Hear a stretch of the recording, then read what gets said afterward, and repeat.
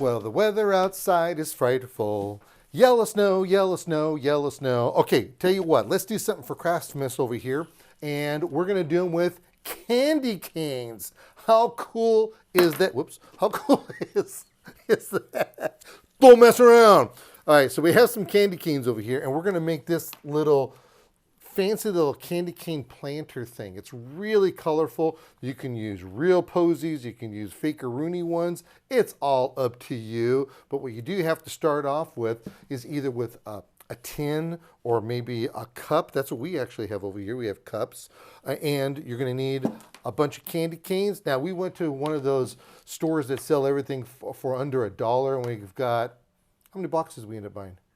6 boxes. We bought 6 boxes just for this one right here. So it's pretty inexpensive if that's the case. But look how pretty that is.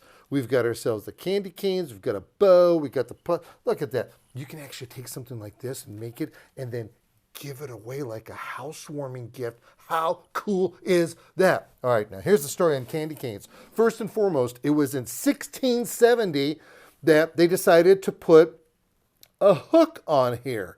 And the reason for that was because there was a choir teacher who decided to do this because they were going to sing a song about shepherds. So this was actually originally a shepherd hook. And they figured they would give them to the kids in the church to keep them quiet. So that's actually pretty interesting. But it wasn't until 1847 that August Imgrid of Worcester, Ohio, brought them into the United States. Now this guy, he was forward thinking. He decided to put his whole house decorated with these things, and they were just going like crazy over there. So I guess we got to thank him for doing all that. But what was also pretty fascinating about the candy cane is that in all of the pictures in pre-1900s, there were no stripes. 0 stripes on these. So we have to ask ourselves, who put the stripes in the candy cane?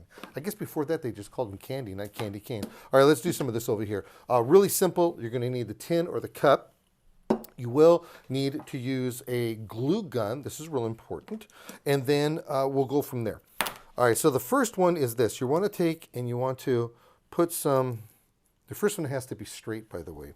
Got to measure this out. So we want our glue right on the candy like this. Just be liberal with it. It's not like you're voting. Okay, so that's nice and straight on the candy cane. See that? Nice and straight. Now from here, it's just a matter of doing the next one and the next one, next one. You could probably do this with the kids really easily. Put this like this. Oh, this is nice. Now the world's largest candy cane was 51 feet. Can you imagine that? 51 feet. Then from there, they to make that they had to put in 900 pounds of sugar. Once they were done with it, what do you do with a 51-foot candy cane? This one here is only about 5 inches, and I'm having troubles with it. They just busted it up and they gave it all away to the folks in the city and the people who helped put it together. So that was a good thing for them to do.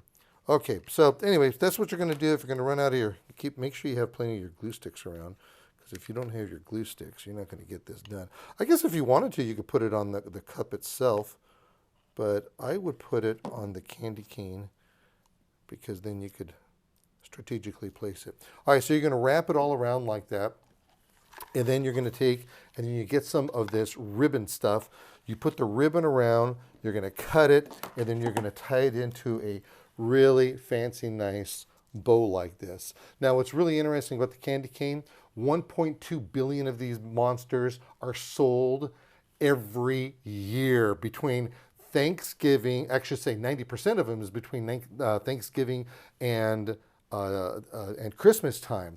So the question you have to ask yourself, who's buying that other 10% candy canes during the year? All right, so with that, we want to wish you a happy holidays, and also remember that there is a National Candy Day, and for the life of me, I can't figure this one out. Why do they have it on December 26th? All right, we're done. Can I have a candy cane now? Yes. Nice.